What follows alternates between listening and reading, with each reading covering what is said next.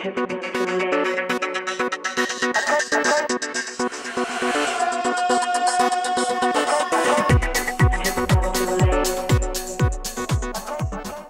guess community is a hard one to define, but to me it's just a loose group of people who share some kind of commonality, whether that's a common space, a common goal, a common interest. You know, as long as they use that commonality to do something or as a launching pad, then that's your community.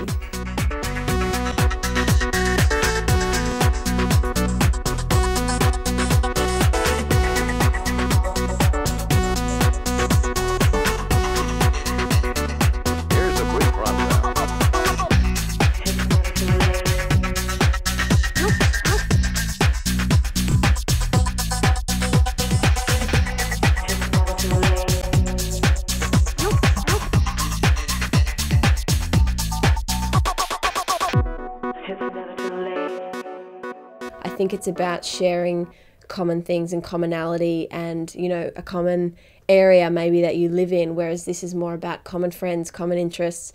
It's the same idea, but on the web. Facebook definitely is a community because, you know, it's a platform where you can share ideas with people with similar interests, you know, connect with your friends. But I definitely think it can't be used in isolation. You know, you still need that level of face-to-face interaction. I think it's funny thinking of Facebook as a community because people tend to dismiss it because it's so big.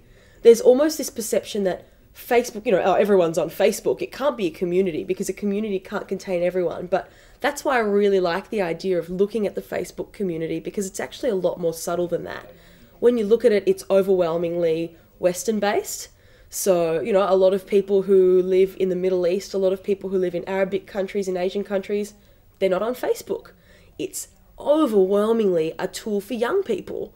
I mean, the people that are the best at Facebook and the people that get the most out of Facebook and interact with it most are the young people. And it's overwhelmingly their medium, which I think is really exciting. It's definitely one of the most cutting edge versions of community. Like, it's a community because it's the 21st century corner shop.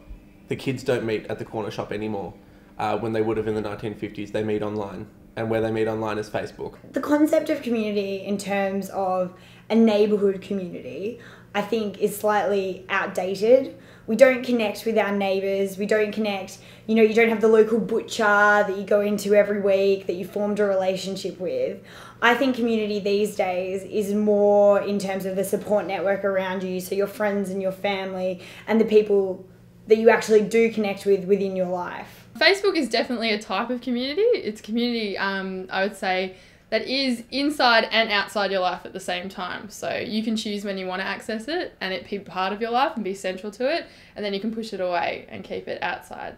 So with Facebook, with my newsfeed, for example, you know, there's lots of different stakeholders and we don't necessarily all have the same sort of, you know, shared sort of interest at the end of the day. But when you join the subgroups or become members of, you know, fan pages, I think they're the greatest example of a community that you can have online, because you've made an active decision to become part of a group and part of that community that is interested in the same topic.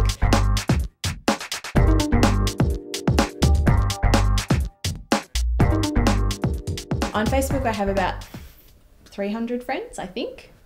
About 300? Probably have about 350 friends on Facebook. I know I have a bit over 600 friends. Somewhere around 150 or something like that. Where to actually say I've got 150 real friends is probably a bit of a lie. In terms of real friends that I would actually see and intend to socialise with, maybe 80. I reckon 50% of the people on Facebook I actually see in real life. I have a rule that if I wouldn't talk to you on the street, then you don't get to be my Facebook friend. When I first started using Facebook, I think I was happy to add anyone and everyone. But now I'm much more selective. I'm not going to be friends with someone that I don't know, because, you know, that's where you can get yourself into trouble.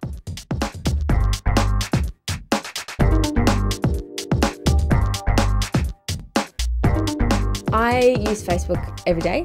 and I use it to talk to people, talk to friends, organise to catch up, organise events, share photos, see, you know, what other people are up to. I've got lots of friends overseas. I lived in London for 3.5 years, so I use Facebook to communicate with them. I particularly have an interest in like aid and development, so there's lots and lots of different groups on there that I like to look at, and particularly with people that I know who are in that area. Sometimes I go onto their Facebook page and have a look and see what they've got. So the hyperlinking is really great because you click on one thing and then it leads to another thing and another, and you can you get a really good kind of broad picture and lots of info. I will wake up every day, my alarm will go off, and the first thing I'll do is I'll check my phone for Facebook. It will wake me up in the morning, it will stimulate me what's happened overnight. I'll often get my news online as well from Facebook. It's probably something I do first thing in the morning when I get to the office. Check my Hotmail, then I check my Facebook. But I'm not really an avid user. I'm more of a just a observer, or should I say. I'm in year 11. I should be studying, but I'm not. It's a very useful procrastination tool. Oh, I use Facebook far too much. Probably at least 15 times a day. I need to try and stop that because I feel like I'm connected too much and I can't get away from it, so it can be a little bit of a bad thing. It's as useful as it is dangerous. So it's all in the way that you kind of manage yourself using it. Nowadays, I must say it is just annoying if somebody doesn't have a Facebook page, because unfortunately it's come to the point in life where a lot of things are promoted on Facebook rather than telephone or email these days. How did I ever, communicate with my friends and find out what was happening before, not only before Facebook, but before Facebook on an iPhone? I don't think it will ever replace another form of intimacy, because everyone does long for that, face-to-face recognition and, the ability to catch up in person. What Facebook does is it allows you to keep that network web active for longer, and it's harder to lose touch with someone, if you know what I mean. Because we are so busy in our kind of day-to-day lives, it can be difficult to catch up with people as much as you would like to. But when if they're on Facebook, you can sort of, write them a quick message on their wall and you can still keep in touch with them that way. So I find it really useful for that. My life would be very different without Facebook. I probably wouldn't have a job. In the past 4 years, a whole job has been created that I now work for, which is social networking with a company. The way we try and reach our community within our group on Facebook, it's quite, we're always, it's the question of do we engage with them or do we push information at them, and how do we engage with them without sort of, pushing information when that's the number one thing that we want to do.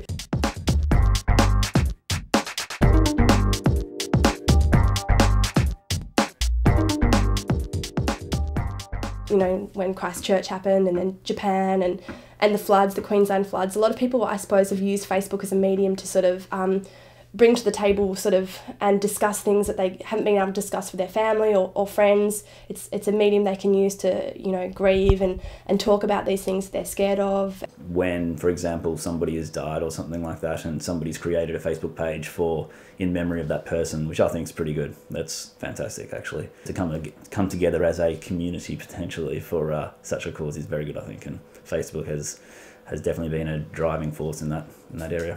The way the Facebook community works can definitely be overwhelming, just because the rules are, even though they're not codified, they're quite defined and they're quite strict. And I think that if you ever get to a point where you don't want to write about your day, you don't want to be presenting what you're doing, presenting your opinions and constantly outputting information, it's really hard to keep up, because that's what Facebook is about.